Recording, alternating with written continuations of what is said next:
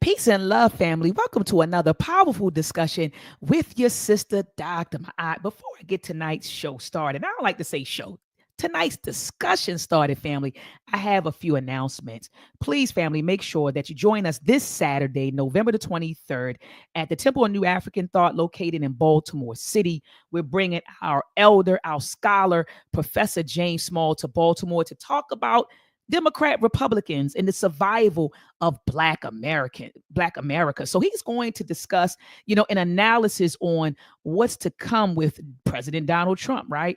What now does Kamala Harris represent, for or to the Black community? And what must we do to move forward? Strategies for 2025. Now, Brother Jabari Nator made it clear. He said he is not bringing Professor James Small down here if he doesn't sell 50 tickets. He said he has 47 more to go. So, family, make sure that you scan the QR code on this flyer, grab your ticket. Let's at least sell about 50 to bring our scholar, our elder down here to Baltimore. See, family, we've become very, very comfortable in this social media space. A lot of you all feel like, you know what?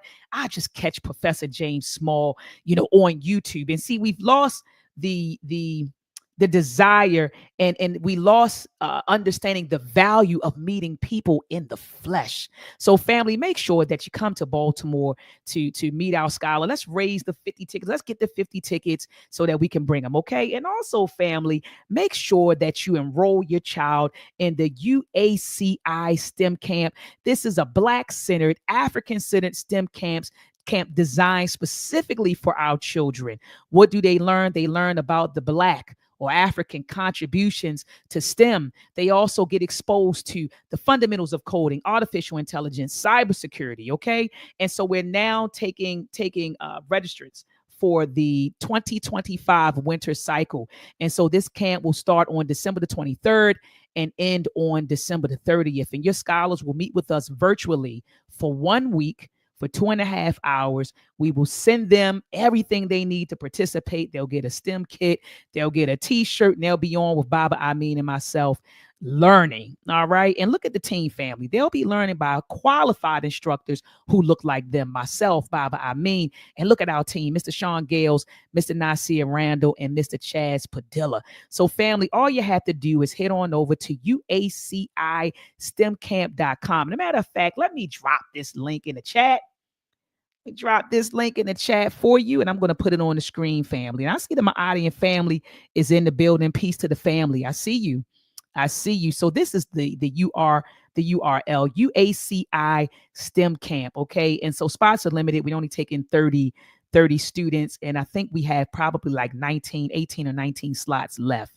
All right. So make sure you enroll your child ASAP. Last but not least, family, make sure that you head on over to MELTREK365.com to get your MELTREK films and books for your babies. Okay. So if you go to MELTREK365.com and you scroll down to the bottom, you see we have 3 animated films available. We just recently dropped MELTREK episode 3, which explores the Ma'afa. It talks about the era of enslavement, starting with the transatlantic, as Brother Aunt would say, the transatlantic kidnapping trade. And, some elders say it wasn't even a trade. So let's stop calling it a trade. But nonetheless, family, it starts there, even though we can talk about the trans-Saharan slave trade as well. But we do start it there. And so they learn about when the Portuguese first arrived in West Africa, and they learn who those major players were and what transpired. So, family, make sure you head on over to MELTREK365.com. You scroll down to films. When you click on any one of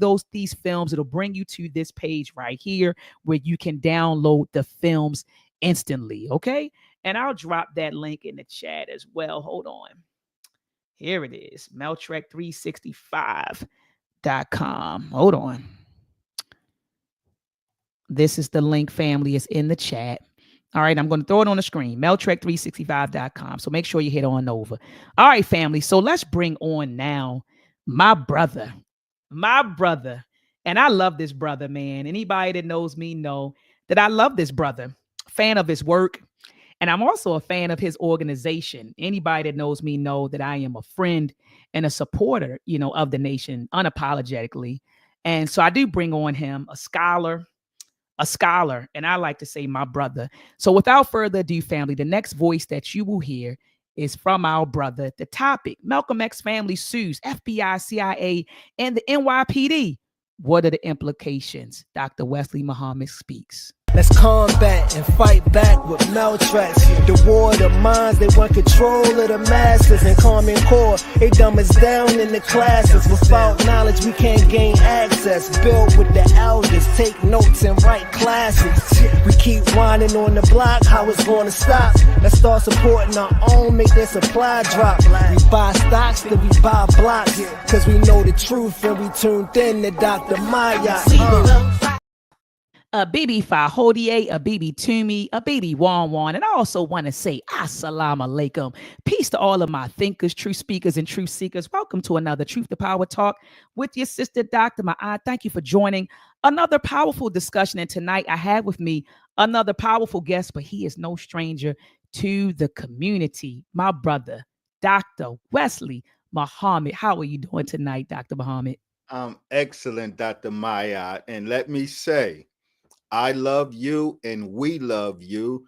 You're there in Baltimore. And every time I'm blessed to visit Baltimore, you and the love between you and the Nation of Islam there with our student minister and Imam, Abdul Salam Muhammad Ma's temple number 6 there in Baltimore. Every time I come through, you're there, and you're there when I'm not, because you are a supporter of the Nation of Islam and our local efforts there in Baltimore. So we love you, Dr. Maat. The work you do is tremendous and is consistent.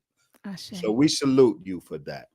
And I salute the nation. You know, we can't talk about Black activism and not talk about, you know, the Nation of Islam. And so I salute you all for everything that you have done. And as you said, I'm consistent. You all have been consistent for decades, Dr. Wesley Muhammad. And so I appreciate you all for all the work that you have done and all of the work that you're doing, you know. And so, Dr. Wesley Muhammad, you see the title.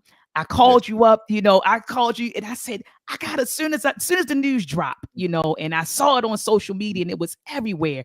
I said, I have to reach out to Dr. Wesley because you have been talking about this for years. And I have the receipts. You even have a book out. You've been talking about this for years. And the book isn't out. It's not out yet. I thought it was out. I thought it was out, Doc. No, not yet. Okay. He said not yet. It's not out yet. But I knew. So you were working on it. So it hasn't been released yet. But you've been saying for years, and I have the receipts. I have the clips. You've been saying, no. We weren't. These people weren't us. You know, it was the NYPD. It was the CIA and the FBI. They were the ones. So then last week the news drops. Malcolm X's daughters or his family, they're suing the FBI, the CIA, and the NYPD. And they are saying that they were involved, that they actually facilitated his assassination, something that you have been saying for years. So my first question to you, Dr. Muhammad, is were you even surprised when the news dropped? Were you shocked that this happened? No, let me say, it is not that I have been saying, but the Honorable Brother Minister Farrakhan has been saying it for decades. The Honorable Brother Minister Farrakhan's name has been made to ring throughout this discussion, made by enemies of Malcolm X and the Nation of Islam. They injected his name and made it ring throughout the discussion without warrant.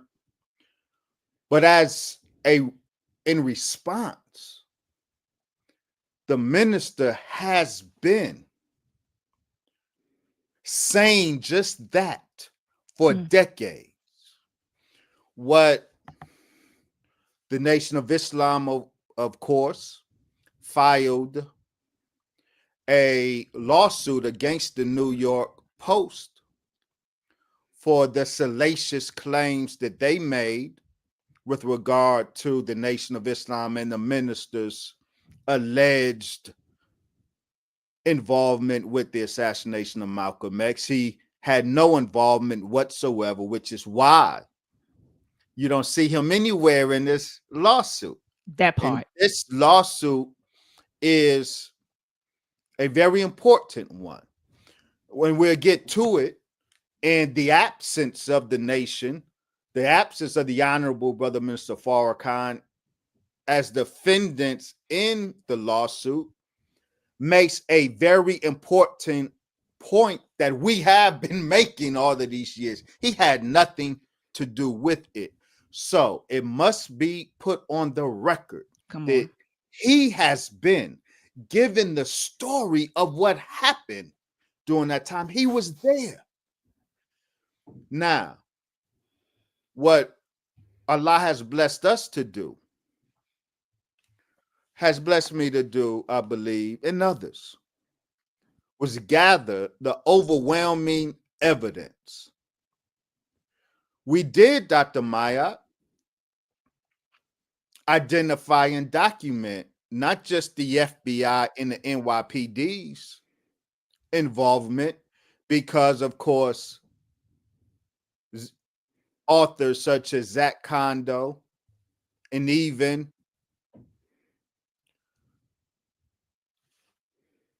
Manny Marable, Carl Evans, people have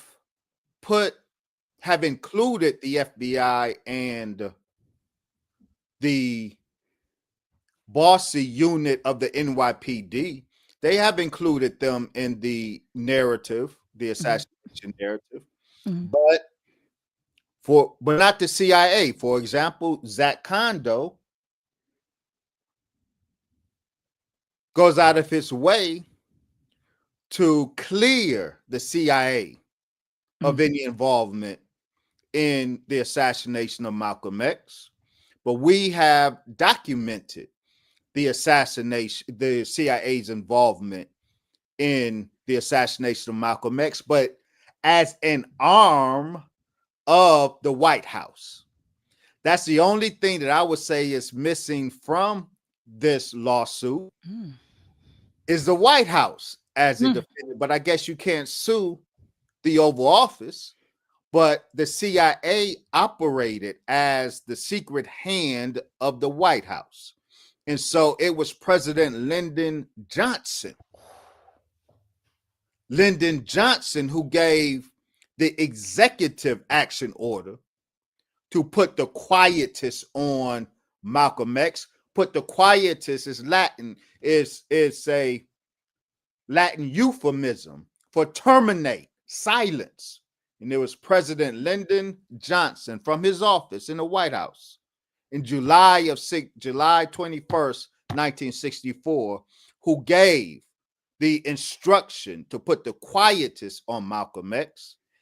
3 days later, July 24th, Malcolm X was poisoned in Cairo, Egypt. That was the first attempt to execute the executive order, the executive action order of the President of the United States, only because Malcolm received care from President Nasser's own doctor did Malcolm X survive that first assassination attempt. So the CIA, working on behalf of the White House, was absolutely involved. And so, no. Well, let me say, was I surprised? I'm always pleasantly surprised when pieces of this truth reaches the public. And having read all 85 pages of the complaint, I am very pleased with some things that I read in there. And I'm very pleased with things that we don't read in there. I think both say something very important about the assassination of Malcolm X, the truth of the assassination of Malcolm X. Okay. Well, you said it was 85 pages and you read every page. And so I was reading the article by MSNBC. And in the article, it says that, hold on, I'm bringing it up right now, Doc. It says attorney Ben Crump, who is representing the family, said they believe the government agencies all conspired to assassinate Malcolm X. And it says the allegations include, and I just wanted to verify this with you, it's 5 allegations. One, they said failing to safeguard despite imminent threats. So basically they knew what was going on. They knew about the threats and they did nothing to guard him against that. So that's the first allegation. The second allegation is that they removed security the night of the assassination. Now, remember, Doc, people were saying it was the nation. Oh, the nation. No, it's saying that they, let me bring the article back up.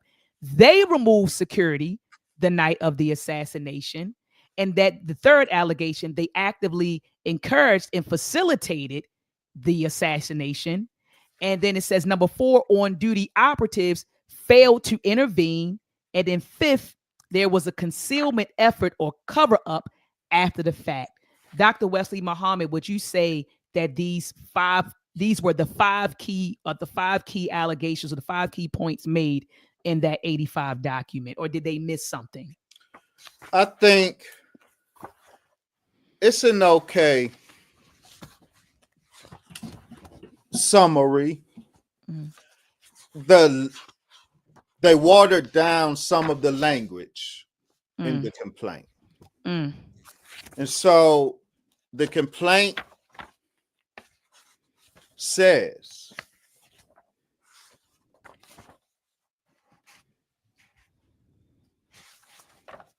this is the language the complaint uses.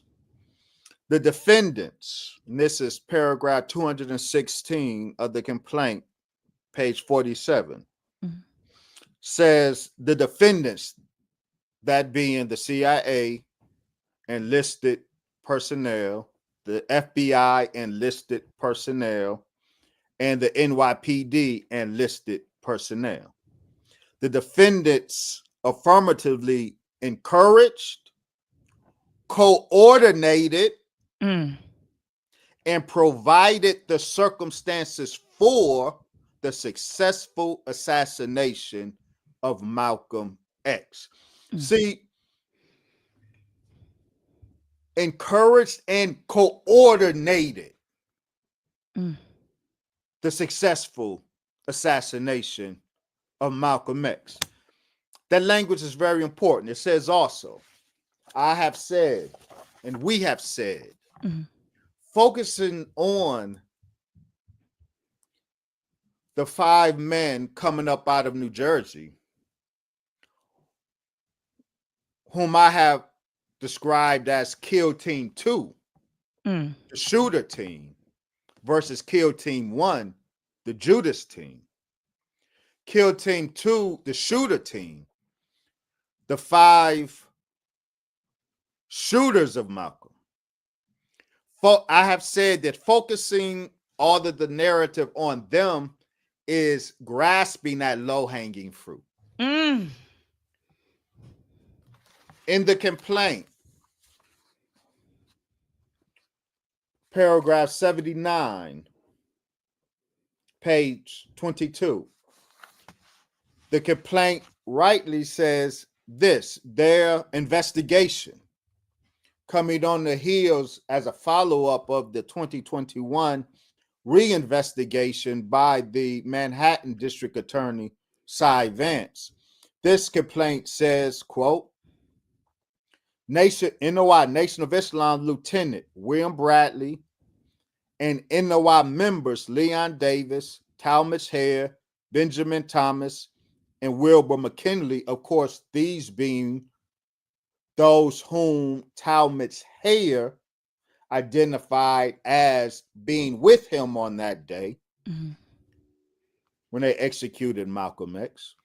The complaint says these are co-conspirators who acted together and in conspiracy with some of the named FBI, NYPD, and CIA defendants to assassinate, meaning those institutions and their personnel, these 5 black men worked with those institutions, not the Nation of Islam Right. as an institution, the CIA, FBI, and NYPD to assassinate Malcolm X, and all of them, those five, except Hayer, also acted together and in conspiracy with the named FBI, NYPD, and CIA defendants to cover up their roles in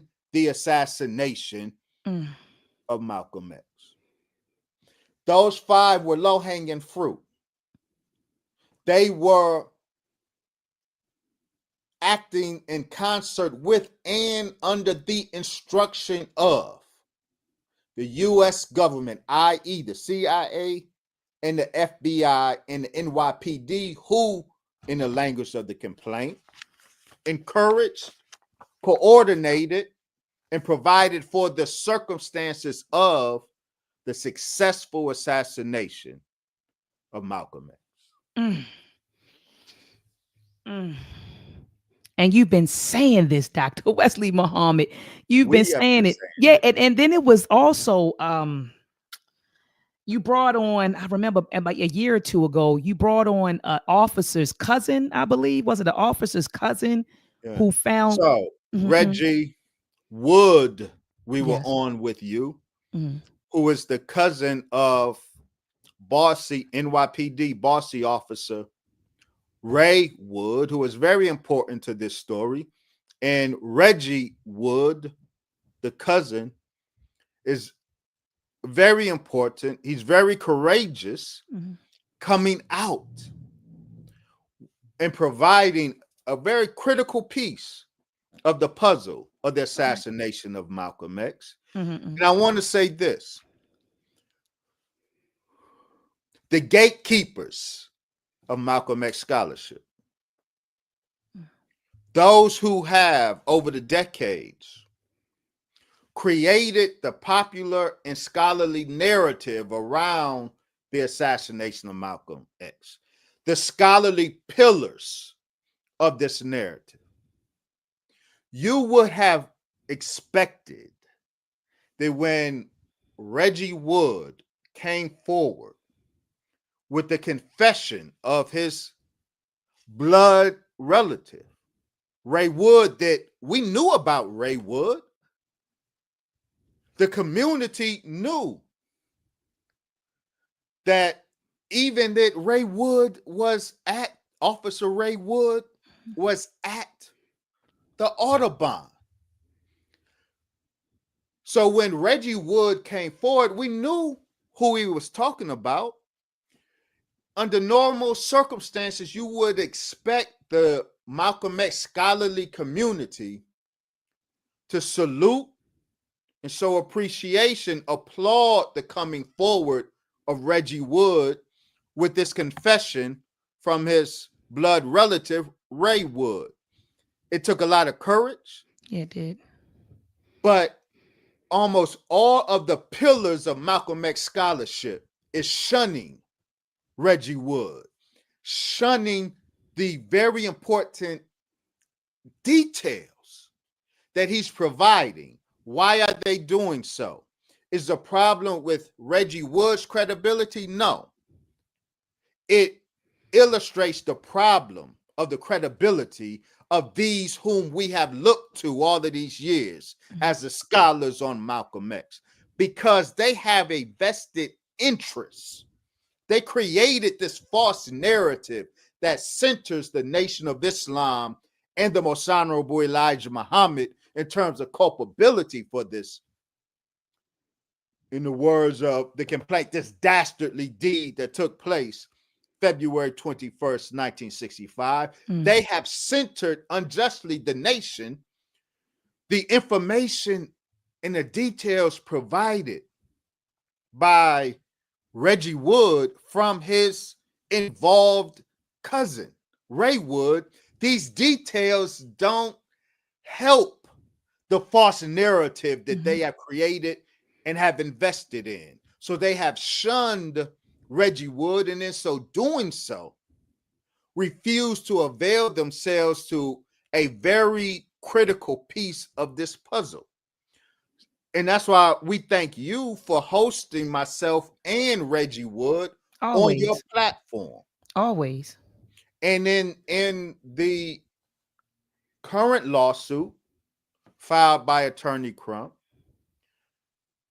it sees the value of the Ray Wood confession and what Reggie Wood is bringing to the table. Thank you, Doc. That was going to be my next question. Did Right? they mention that in the Hey, 85-page lawsuit? absolutely. Oh, Absolutely. beautiful, beautiful, beautiful. Absolutely. So they saw the value, but like you said, these Absolutely. scholars, they The didn't. And Dr. Muhammad, scholars are quiet. exactly, they're Scholars quiet are now. very quiet. Well, they say the lie is sweeter than the truth. So Absolutely. And this particular lie, these persons have been invested in, their whole careers have been built on this false narrative of Malcolm X. And it has always been ideological as much or even more than it is scholarly. They went out of their way to pin this assassination on the most honorable Elijah Muhammad and the Nation of Islam. And we, through the Honorable Brother Minister Farrakhan, have been exposing the falsehood of this claim. We now, because we have not just done equal research, but deeper research than even they have done, of availing ourselves to the breadth of available material that they did not avail themselves of. So, from a data point basis, we were able to say before this lawsuit was filed that the CIA don't stop at the FBI. The FBI and the CIA had a liaison in this Malcolm X operation. It was a joint operation because the order came from the White House. The order didn't come from J. Edgar Hoover or Richard Helms of the CIA. J. Edgar Hoover and Richard Helms were carrying out an executive order to put the quietus on Malcolm X, terminate him, silence him. Dr. Muhammad, let me ask you this. What factors do you think contributed to the family now following this lawsuit? What do you think it was? Because this assassination happened nearly 60 years ago. So what do you think? Why do you think the family said, you know what, now is the time for us to hold these entities accountable for their father's assassination? I will not speculate on what was in the mind of our family in terms of timing. I'm sure that the success of the 2021 case, which exonerated the two falsely accused, falsely charged, and unjustly imprisoned brothers, Khalil Islam, formerly Thomas 15X Johnson, and Muhammad Aziz, formerly Norman 3X Butler. These were the Muslims who were scapegoated, who were falsely imprisoned for this murder. The success of the 2021 reinvestigation by the Manhattan District Attorney, I'm sure, has something to do with the timing. And it's right, it's appropriate. The revelations provided by Reggie Wood regarding Ray Wood's role, I'm sure, is a factor. But allow me to say this, if I can. Yes, I would be remiss if I didn't. I appreciate this 2024 lawsuit. Mm-hmm. I appreciate the 2021 lawsuit. But I have to say, all of these, or both of these, Mm-hmm. are secondary to the foundational legal work of Attorney William Kunstler. William Kunstler's attempt to get Aziz and Islam exonerated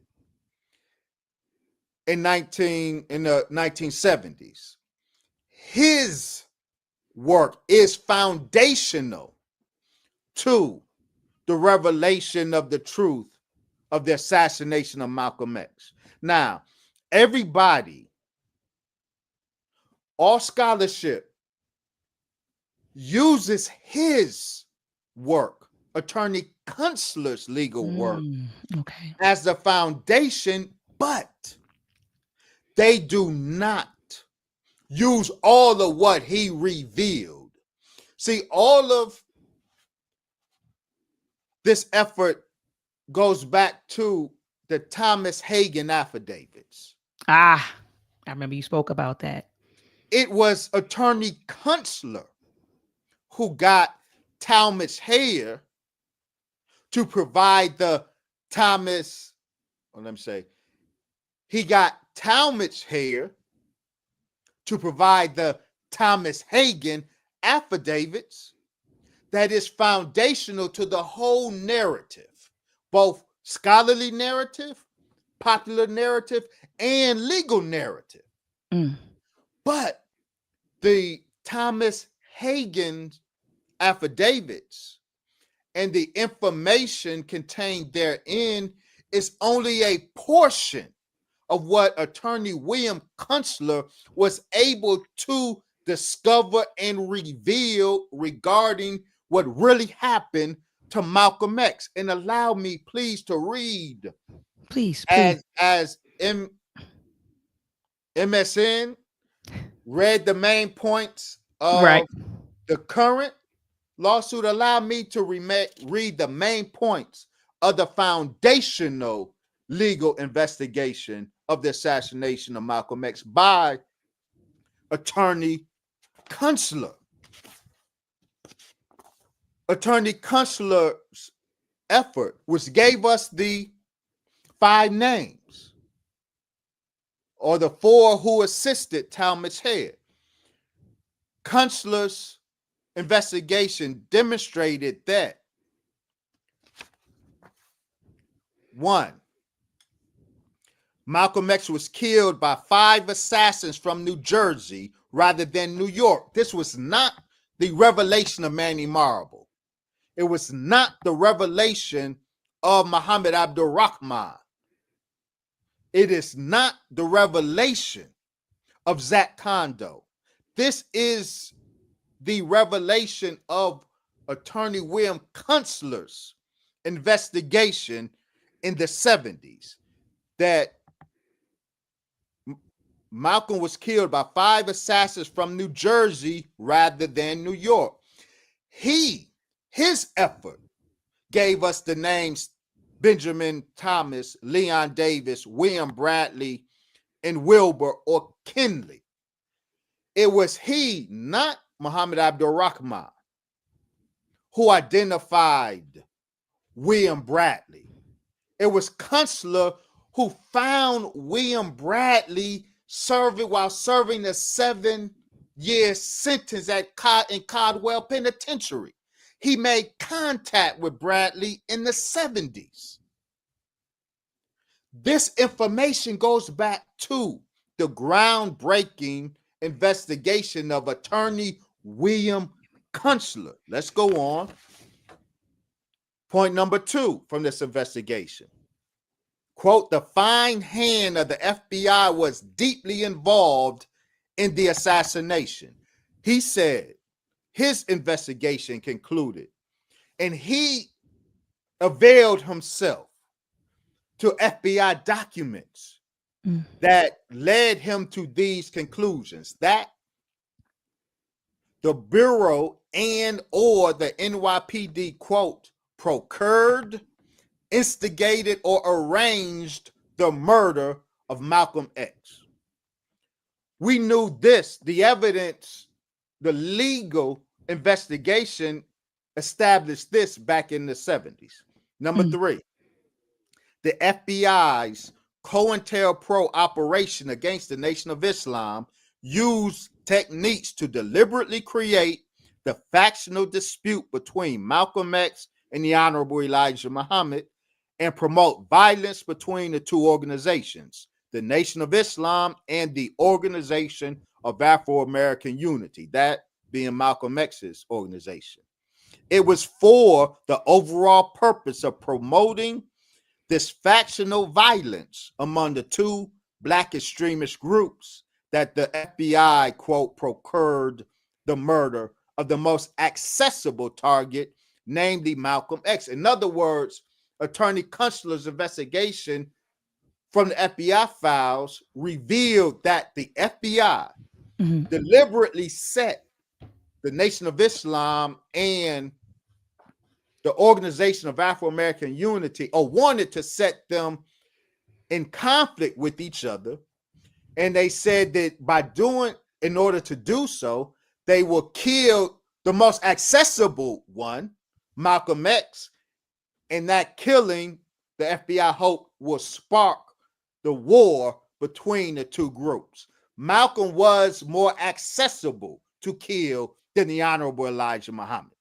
So this is why they targeted him, and they did all they could to flame the fires of a civil war that they hope will erupt. 4, this is what the foundational investigation turned up way back in 1977, 1978. 4, 2 police officers, Gilbert Henry and John Carroll, were hidden from public view in a room in an Audubon ballroom with a walkie-talkie that connected to an officer that was stationed in the emergency room of the hospital where Malcolm would be taken. This indicates prior knowledge of the violence that would be directed at Malcolm X on that day. 5, the torpedoes from New Jersey. See, we didn't hear publicly about New Jersey. Everything was New York. Right. But it was his investigation that revealed that the kill team wasn't based in New York. It was based in New Jersey. The torpedoes from New Jersey who shot Malcolm X were both religious zealots, but also, and more importantly, were mercenaries, paid money to carry out the will of the FBI and the NYPD. They were paid assassins, and the money they were paid with was government money through the coffers of the FBI. Number 6 from this foundation, point number 6, revealed by this foundational investigation, 1977, of attorney William Kunstler. The assassination of Malcolm X was thus accomplished by FBI assets in the Nation of Islam's New Jersey community, and then Malcolm X's organization and close circle. That latter part is critical. Again, I have documented there were 2 kill teams. Kill team 1, the Judas team. Kill team 2, the shooter team. Kill team 1, the Judas team, are those lieutenants of Malcolm X who betrayed Malcolm X. Kill team 2, the shooter team, could not do its job except kill team 1 successfully did their job in betraying Malcolm X. That's what's missing from MSN summary, and it's not in the complaint, but it's okay. We provide the details. the security stripping did not begin with the Ray Wood operation. That was part of it. But the security stripping, Malcolm was totally security-less on that day because Kill Team 1, the Judas team, the lieutenants of Malcolm X, suspended security. And it was lieutenants of Malcolm X, not Malcolm X, who ordered that there would be no search at the door. Malcolm never gave that order. It was Kill Team 1, the Judas team, who gave that order. Specifically, James Warden or James Shabazz, not the Nation of Islam James Shabazz, Malcolm's lieutenant and chief of staff, James Shabazz, and Reuben Francis. They gave the order that there would be no check at the door. They gave the order that the brothers are not to bring their weapons to the Audubon, but all of them had their weapons. The Judas team had their weapons, but those loyal to Malcolm were instructed not to bring their weapons. So the security stripping of Malcolm X that left him as a sitting duck on stage on that day. The NYPD did their part in pulling their men back. The FBI did their part in sending Ray Wood to entrap Saeed Khalil in particular, who was loyal to Malcolm and was over the inside security. He wasn't turned. He was loyal to Malcolm, so he had to be entrapped and taken off the scene. But also the Judas team did their job in stripping Malcolm of security by giving the order to Malcolm's people that they are not to search at the door and that they are not to bring their weapons. So, final point number 8 of Attorney Kunstler's foundational investigation is the most important point. Listen to what he says. If this doesn't make it into the narrative, all of which relies on what he did, but they pick and choose. This is what he says. Point number 8 of his investigation. The Honorable Elijah Muhammad had nothing whatsoever to do with the assassination of Malcolm X. This foundational legal investigation of 1977-78, which the entire Malcolm X narrative, popular, scholarly, and legal, ultimately goes back to his effort, but his effort in its fullness laid out the broad contours of what really happened, but the popular and scholarly narrative does not avail themselves of the breadth of what he found out. They selectively utilize, they cherry pick his findings. And so I would be remiss if I did not shine light and lift up the foundational legal effort of Attorney William Kunstler of 1977. The 2021 and the 2024 legal efforts are great and wonderful, but they are both secondary to Attorney Kunstler's investigation. No, thank you. Thank you so much, Dr. Muhammad, for walking us through that and giving those six major points. Let me ask you this. Do you think that with this case, are we going to learn anything new? Right? Because, with the government, they seal files for 60 years. And he was assassinated February the 21st, 1965. Right? And a lot of those government files are sealed for 50 and 60 years. And we know why, right? Because everybody's the probability of people still being alive is slim to none after this. Do you think that some files are going to be opened and we're going to learn new information? Well, I certainly would hope so. Mhm. I certainly would hope so. There are 9,600 declassified FBI, CIA, NYPD files currently. Mhm. We can learn new things just by availing ourselves to that treasure trove. That's true. But the scholarly narrative has not. Now, that 9,600 pages of declassified documents is just a small portion of what the government has that has not been declassified yet. I know that we will make stunning revelations Mhm. if the government will open all of the files. Of course, we would hope that this particular legal effort is successful in forcing the government to do so. I would like to read, if I may, Please, yes. from the current lawsuit. There's two things. It's not new, but it's confirming Mhm. and it's important. And I would like to put it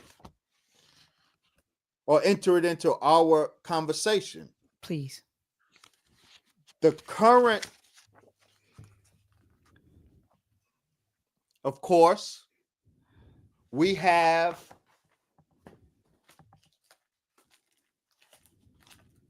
bear with me. Oh, I'm with you, Doc.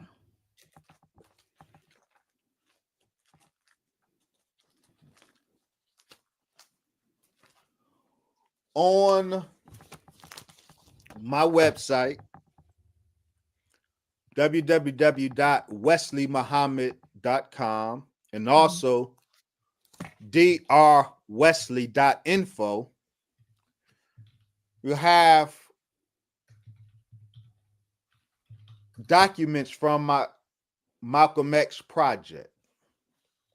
One of the documents is a piece I wrote entitled John Ali, Top Lev. I demonstrate we can move beyond speculation and question as to whether John Ali, at the time the National Secretary of the Nation of Islam, for years there was speculation and rumors.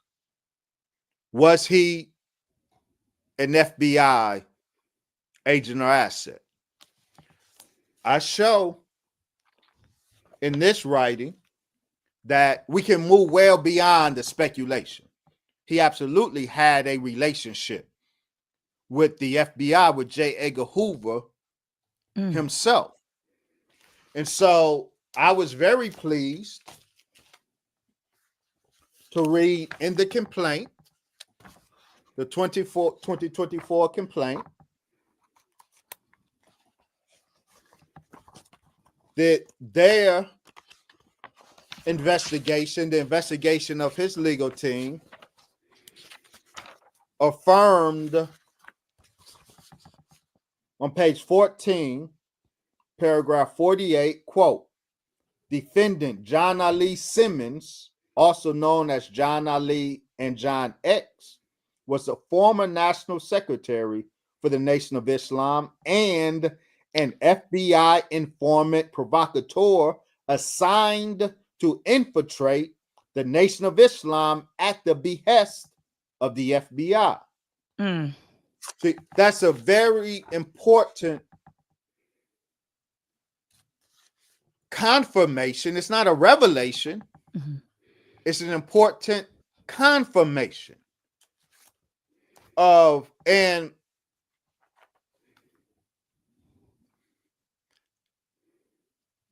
the government, those who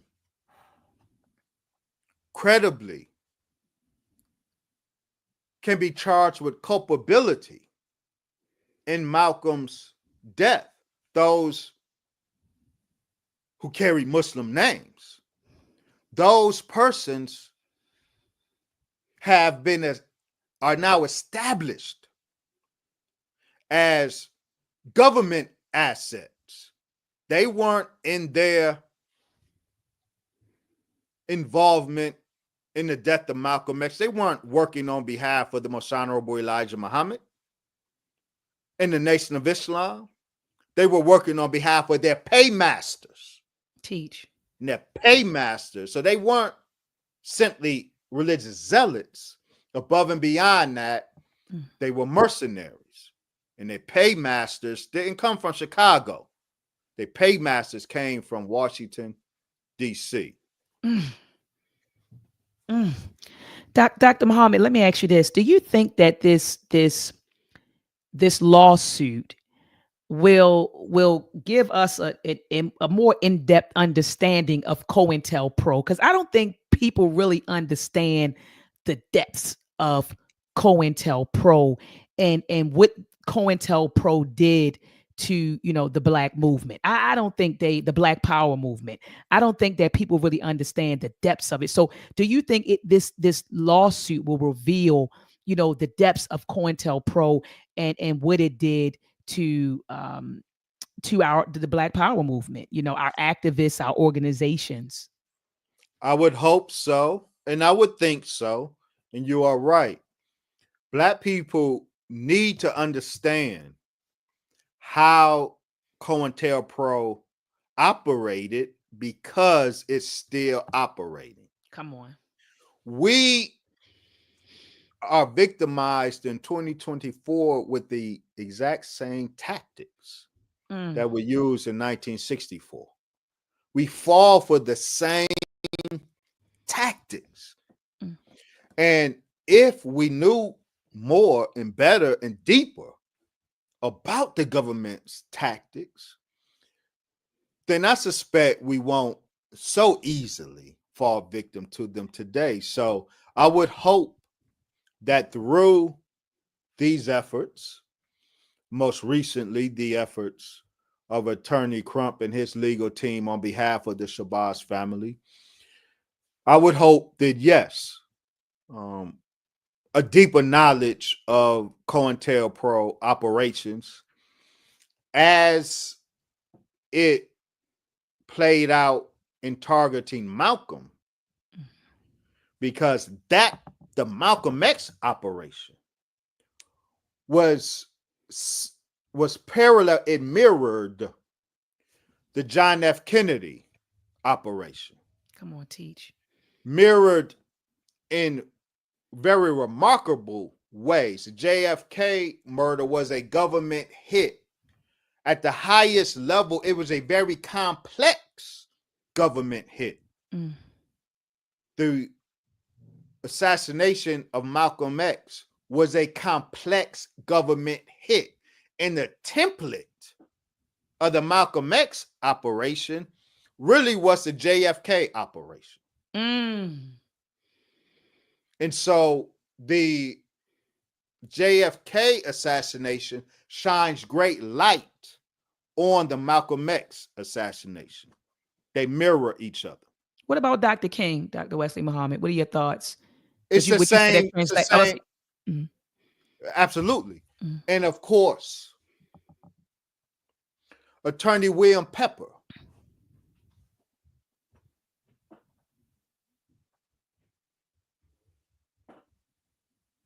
Yes.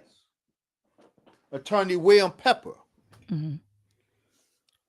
He's foundational to the legal effort that successfully proved the U.S. government orchestrated the assassination of brother Dr. Martin Luther King Jr.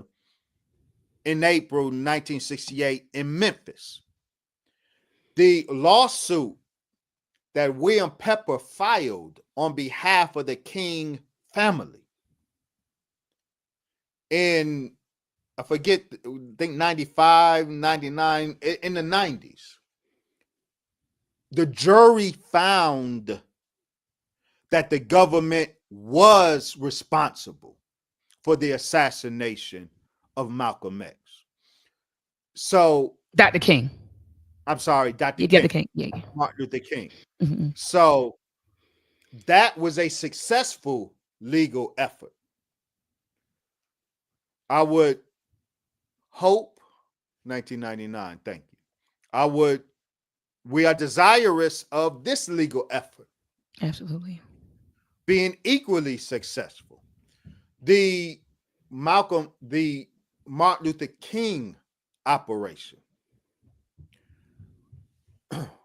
while it emanated from the same source, Right.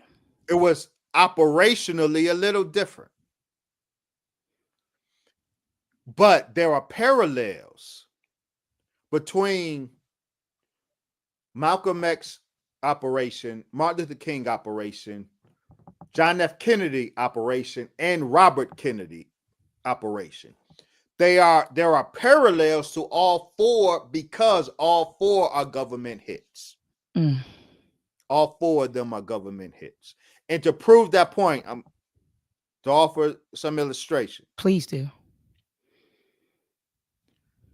An important figure is CIA asset Marita Lorenz. Marita Lorenz is not only a CIA asset, she was Fidel Castro's baby mama, if you will. She had a son with Fidel Castro. Okay. The CIA recruited her in its many efforts to assassinate Fidel Castro. They recruited her. Mm-hmm. She was also brought into the operation that targeted John F. Kennedy. So she was as a CIA asset, she was very much integrated and entwined in these operations. She affirms that the CIA had a kill list. A kill list. Mm. She said that by 1963, she was at CIA training camps where military generals, would visit the camp, and at one of these particular camps, on one occasion, actually more than one, she said it was stated the kill list was read, and that the general said Martin Luther King, President Kennedy, Senator Robert Kennedy, Malcolm X, and Martin Luther King were four names on the kill list read by or articulated by the military generals, that these four would be killed. And the supervising agency would be the CIA on behalf of the White House. Now you say White House, but JFK was the president. Well, JFK was a victim of a coup. James Johnson, who succeeded him, has been credibly implicated in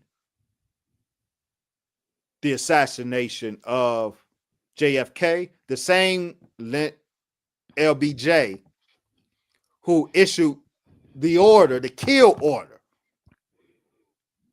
to put a quietus on Malcolm X in July 1964. And aren't the all records still? these Oh, sorry. four are all government hits. Mm-hmm. I'm sorry. Go ahead. I was going to ask you, Doc, aren't the files still sealed for the JFK assassination? Those government files are still sealed. Is that correct? Most of them, absolutely. There are some Oswald files, Jack Ruby files, and Kennedy files.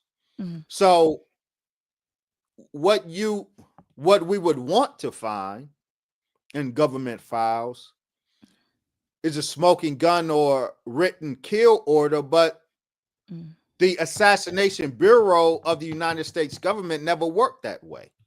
In fact, they gave an explicit instructions not to use certain language in documents. This is why a government hit is euphemistically called an executive action.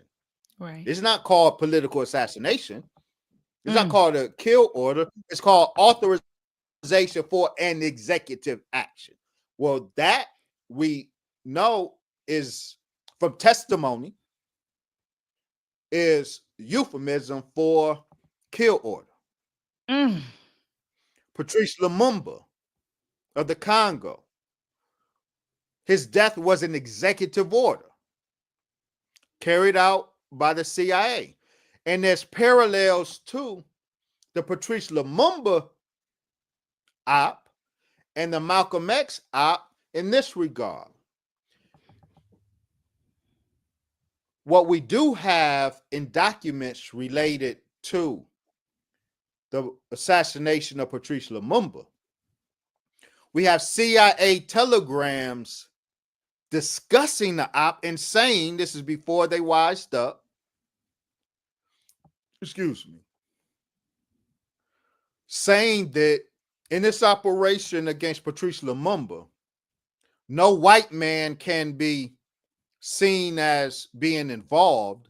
So they had to get black Africans to actually carry out the killing, but the black Africans will be under the direction of the CIA station chief there in the Congo. So it was what I call a white hand, black glove operation. Mm-hmm. Mm-hmm. Mm-hmm. The murder of Malcolm X was a white hand, black glove operation. It was a white hand that orchestrated the whole thing, but it had a black glove on. Mm. These are the black shooters, Mm. just like they had black shooters of Patrice Lumumba. But the hand behind that murder was white, and the hand behind the murder of Malcolm X was also white. Mm. Mm. Black hand, white hand, black glove assassination. Mm. Dr. Wesley Muhammad, let me ask you this. And I got two more questions. I promise I'll let you go. Two more questions, Doc. I'm enjoying it. Do you think that healing is going to take place, right? Like, do you think that with this court case, yeah, it's going to be healing, within the family, healing within the, the Nation of Islam, healing within the Black community? Do you see that taking place? I definitely do. Having read the complaint in every press conference that Attorney Crump and his legal team has given, I watched it and studied it. I'm encouraged by the persons added to Attorney Crump's legal team, in particular, Attorney Flint Taylor from here in Chicago, the People's Law Office here in Chicago, who represented the family of Fred Hampton, a murdered Black Panther leader here in Chicago, murdered by the government here in Chicago. Attorney Flint Taylor represented Fred Hampton's family in action against the government. And the fact that he's been added to this legal team is encouraging. I definitely believe that healing can come and will come as a result of this action. This legal team is targeting the right institutions. The CIA, the FBI, and the NYPD. Again, only one that's missing is the White House, but I'm sure there's probably laws against suing the White House. I don't know. But they are targeting the right people. I do believe that this legal action has the potential to foster healing. And healing is necessary because the murder of Malcolm X is a gaping wound. Yes. In the Black community. 60 years later, it's still a gaping wound. This is why I and we don't surrender this issue to everyone else who wants to talk about it. They want us to shut up about it. When we talk about it, they say, well, why can't y'all let Malcolm X rest in peace?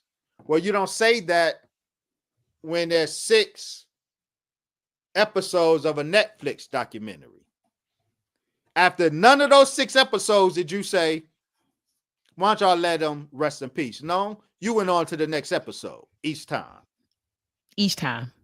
So we do want Malcolm to rest in peace. We want the Shabazz family to get justice. That's right. And justice should involve reparations. They absolutely are due reparations. Healing can be achieved with truth. Come on. It cannot be achieved with this false narrative that is being peddled. And I don't see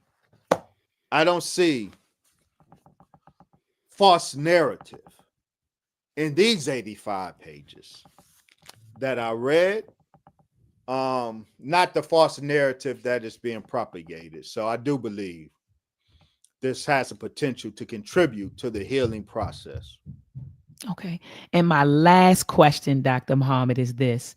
Do you feel like that this case and its findings will exonerate? I'm just using the word exonerate. That's the first word that came to my mind, Dr. Muhammad. But exonerate, the nation in the eyes of many, because a lot of people have brought into the propaganda, right? They watch Spike Lee's Malcolm X film, right? They watch the Netflix series. It's just different things, the media, the scholars that are putting out that false narrative. So do you think, how it says, he who has an ear, let him hear. So those who are open, to the truth, do you think when these facts come out that people will say, you know what?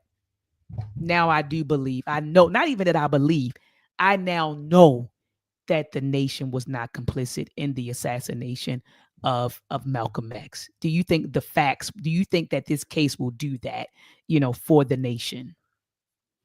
So that's 2 different things. And I would distinguish facts versus this case. Okay. Facts absolutely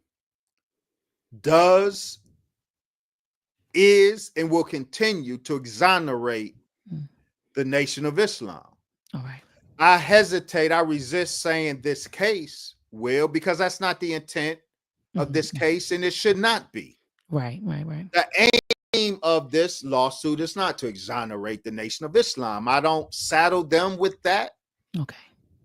But the facts that the case is able to uncover absolutely exonerates the Most Honorable Elijah Muhammad and the Honorable Brother Minister Farrakhan and the Nation of Islam. Facts and truth exonerates. The case does not have that aim, and we don't look to them for that. Yeah, we don't look to this case for that. Right. We do look or expect from this effort the revelation of facts, a just and fair handling of facts that come to them. And I have seen no reason at all to be pessimistic or negative about that, having read the complaint thus far. Let me drop a bomb for you, Dr. Fire! Fire! Fire! Fire!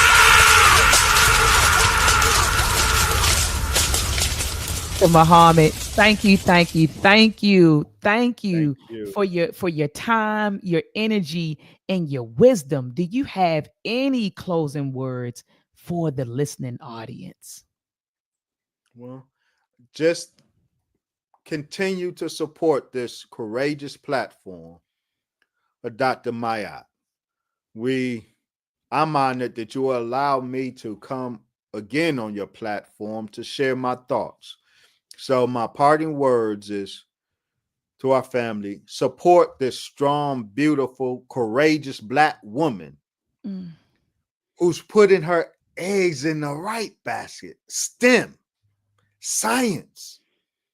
That is where our focus should be. This issue of Malcolm X, it is not a distraction. Don't dismiss it as that. This is a gaping wound. The community needs healing. That's right. Only truth will affect healing. So we have to have these conversations. We have to do this research. We have to expose the truth of what really happened so the community will heal. What you have learned of the assassination from the popular narrative and the scholarly narrative has not disclosed to you, family, the truth of what happened. We are still excavating that truth. And I am hopeful that this newest legal effort will go some way in helping that process. Absolutely. Absolutely. And I just want to thank the Maadian family for showing up tonight. I see the Nation of Islam is in the building heavy. So peace to the nation. Peace to the Maadian family. Thank you so much for tuning in. And also, family, make sure before you get out of here, some people are watching on the God, it's called the Black God Protocol. Some folks are watching on that YouTube channel. Some people are watching on my YouTube channel. Make sure that you go to both our YouTube channels, right? Subscribe to our YouTube channels. Hit the notification bell so that whenever we go live, you will be notified. And also, family, thumb up this video, thumb it up, thumb it up, thumb it up. You know the way the YouTube algorithm works. The more you engage it, the more it circulates. So thumb up the video. And also, family, share this video. Share it. We want to each one teach one. And the way we do that in the 21st century is simply sharing on social media, sharing in our group chats. So share this information. Let's get this information. Let's get the facts out to the people. Ashe. And also, family, make sure that you pull up on me every Sunday at 7 p.m. Eastern Standard Time. Dr. Muhammad, we got to check out both of your websites. You said wesleymuhammad.com. There was another one you plugged. What was the name of it? drwesley.info, drwesley.info. And for those who may not know, the Black God Protocol YouTube, that's my new YouTube page. As you may or may not know, YouTube deleted my page that I had for 30 years or so, 20 years or so. YouTube terminated the page. So Black God Protocol is my new page. I'm rebuilding. Subscribe to the page. That's me. I didn't put my name on it. I don't blame. Right. I'm going to outsmart the devil, which is silly. They know it's me. I can't outsmart them. Oh my goodness. You said 20 years. I remember when you put out an announcement and said that, but in my mind, I thought that you had it back for some reason. I thought that you were able to get it back. So you never, ever got it back. Not at all. It's terminated. I'm trying to recover the material that I lost. Wow. And add it to the new page. So Black God Protocol is my new YouTube page. Wonderful. And someone just discovered, shout out to Brother Warren. I just discovered Rumble. So we are trying to mirror our effort. Trying to mirror our effort over on Rumble. But yeah, we'll see how that goes. Okay, I never heard of Rumble. So you just put me on with something new. So again, Dr. Wesley Muhammad, I thank you, my brother, for coming on. I thank you. And you already know you have my unwavering support. And we'll connect soon. Ashe. Peace and Black Power, family. Let's combat and fight back with MELTREK. The war of the minds, they want control of the masses. And Common Core, they dumb us down in the classes. Without knowledge, we can't gain access. Build with the elders, take notes and write classes. We keep whining on the block, how it's gonna stop? Let's start supporting our own, make their supply drop. We buy stocks, then we buy blocks. Cause we know the truth and we tuned in to Dr. Maat.